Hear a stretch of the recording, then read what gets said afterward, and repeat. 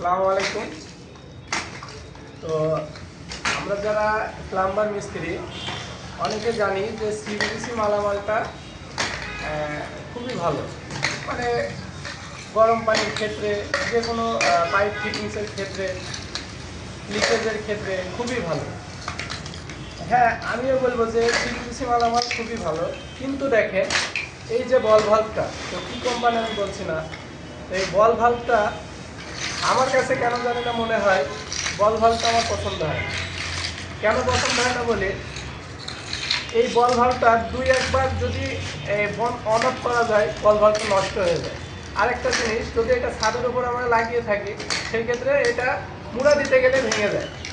আসলে দেখেন সব কিছু যে ভালো হবে বিষয়টা কিন্তু এরকম না। তো আপনারা বুঝে শুনে অবশ্যই জিনিসগুলো লাগাবেন, মেয়াদেরকে সাজেশন দেবেন যে ভাই এটা লাগালে ভালো হবে, ওটা লাগালে ভালো হবে, কি স্যার এটা লাগালে ভালো হবে, কি ওটা লাগালে ভালো হবে। অবশ্যই এটা সিবিবিসি যাওয়ার যেরকম অন্য মালগুলো ভালো করেছে, এটা হয়তো কুমার করেছে।